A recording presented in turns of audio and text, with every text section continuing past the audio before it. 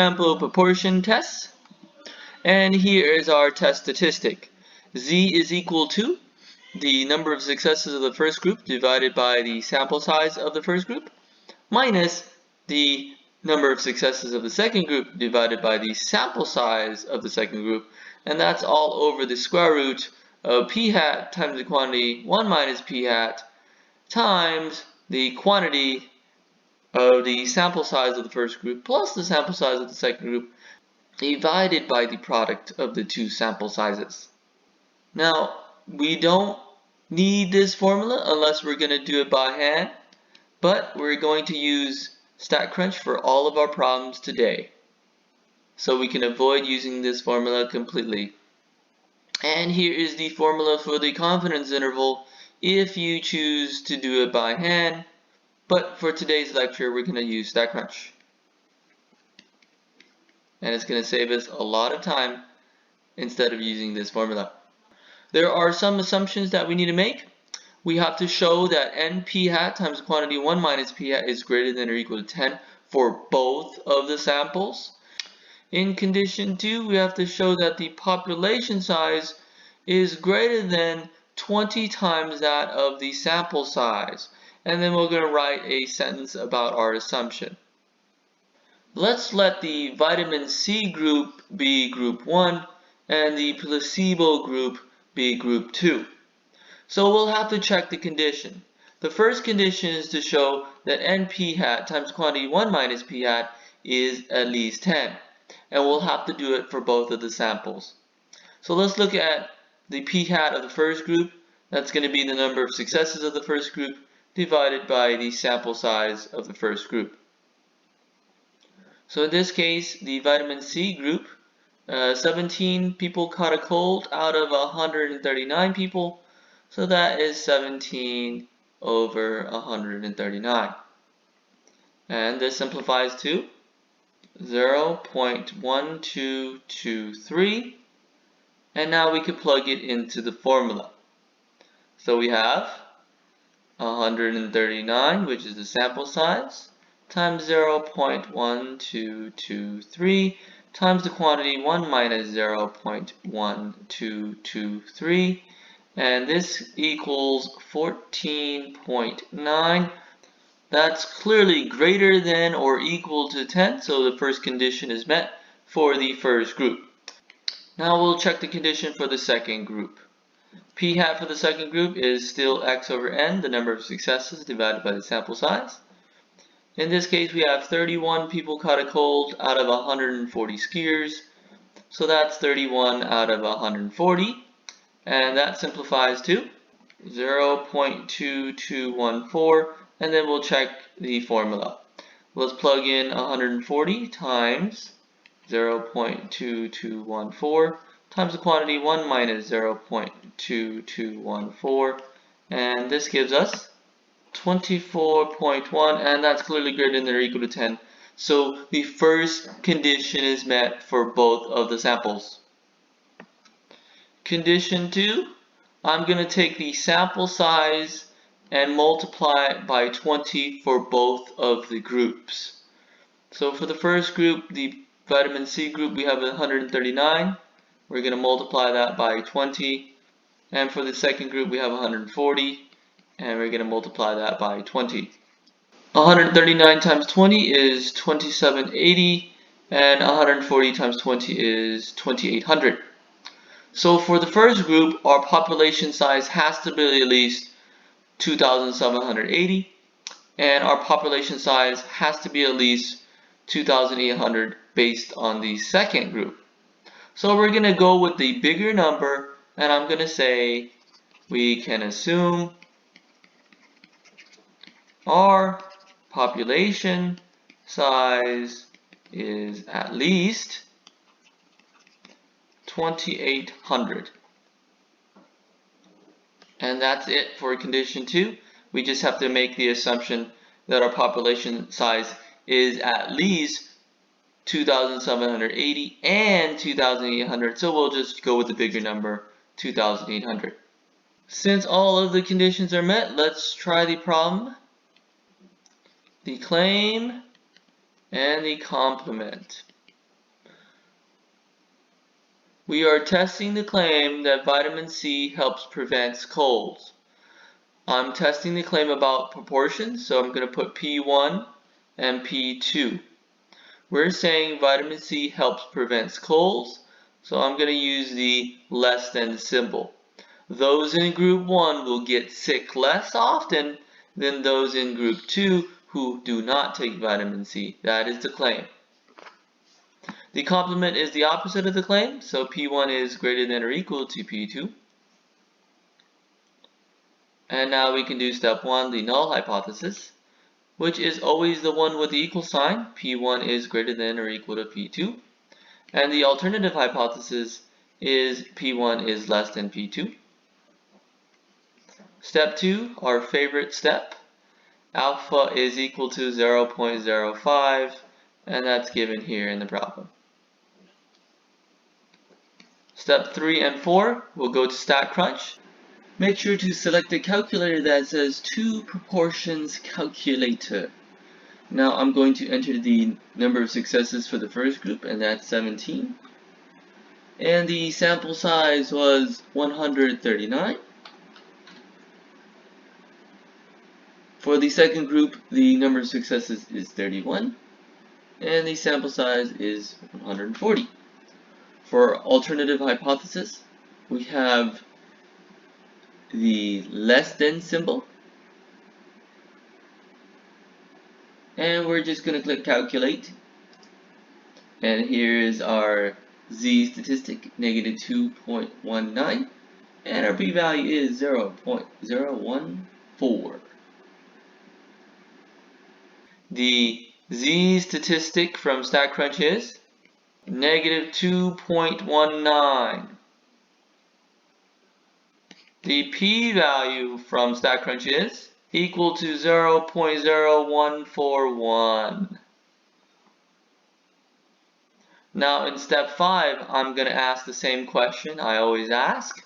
Is the p-value less than alpha? Is the p-value less than alpha? Is 0.0141 less than 0.05? Yes, the p-value is less than alpha, so we do reject the null hypothesis.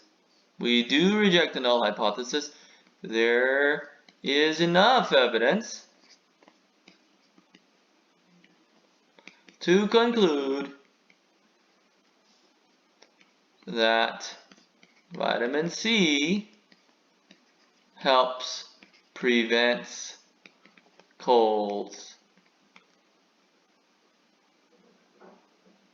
Since the p-value is less than alpha, we do reject the null hypothesis.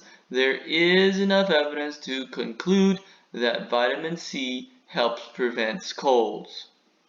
Now let's construct a 95% confidence interval for the difference in the proportions.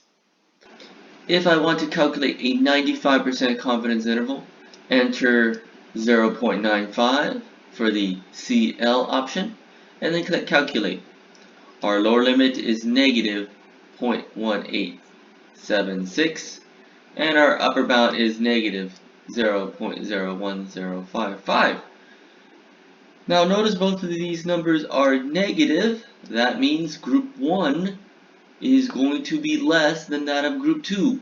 The proportion of group 1 is less than that of group 2.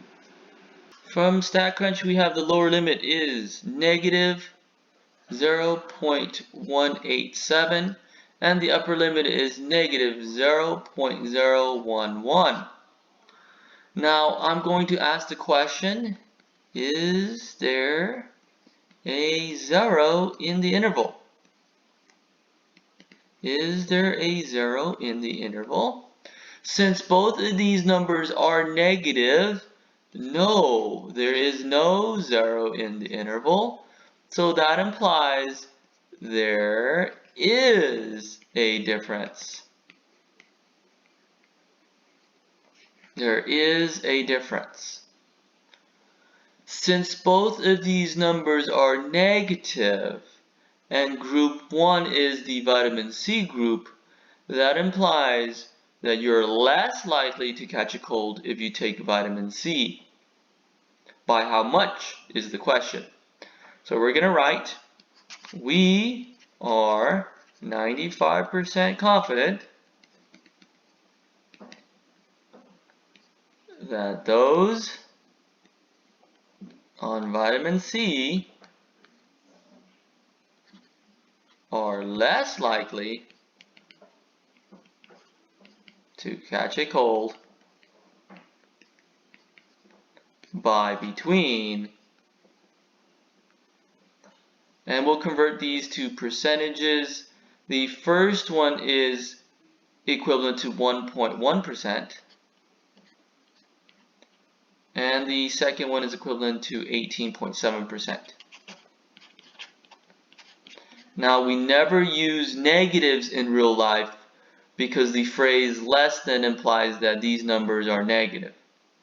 So we are 95% confident that those on vitamin C are less likely to catch a cold by between 1.1% and 18.7%.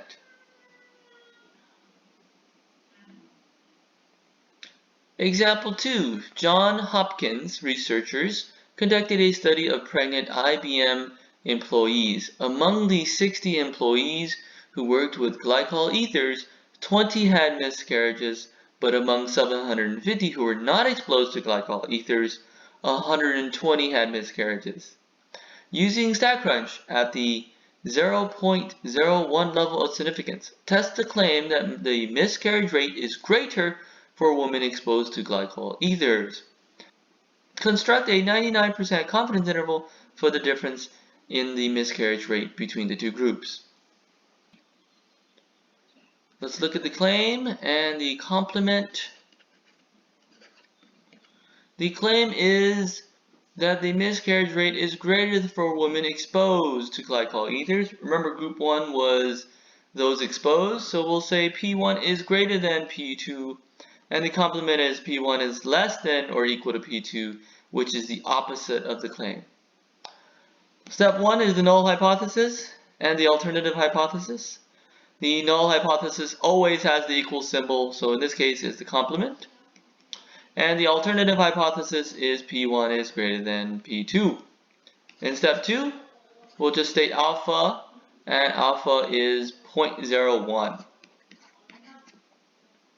For the first group, we have the sample size is 60, and the number of successes is 20.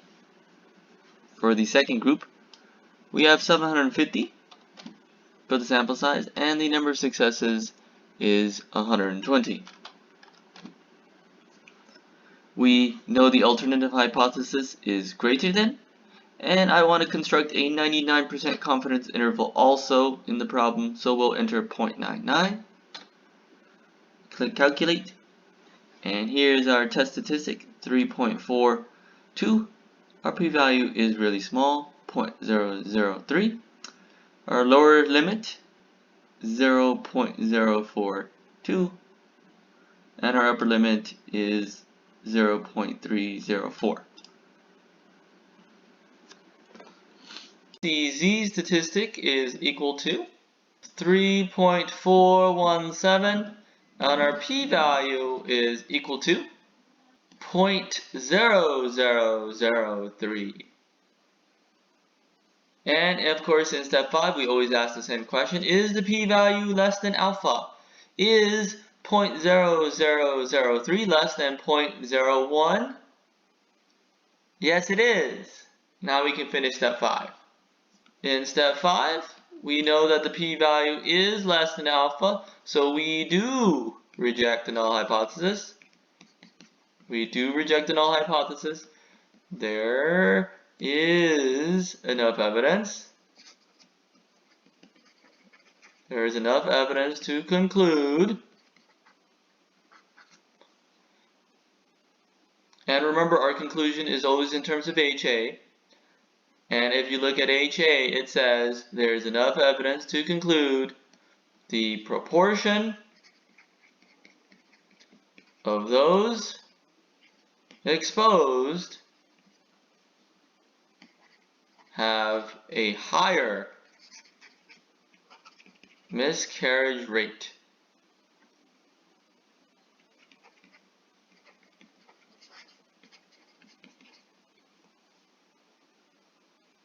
Since the p-value is less than alpha, we do reject the null hypothesis.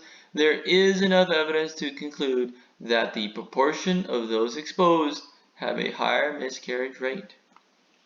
The lower limit is 0.013 and the upper limit is 0.334. And then I'm going to ask myself the question again, is there a 0 in the interval? And since both of these numbers are positive, the answer is no. And that implies there is a difference. There is a difference. And since group 1 is the group that has the exposure to glycol ether, then we're going to say that they have a higher rate. By how much? So let's convert these to percentages.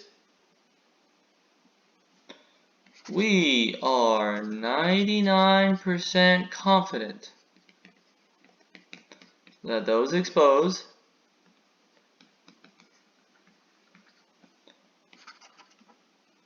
have a higher rate of miscarriage by between 1.3% and 33.4%. We are 99% confident that those exposed have a higher rate of miscarriage by between 1.3% and 33.4%.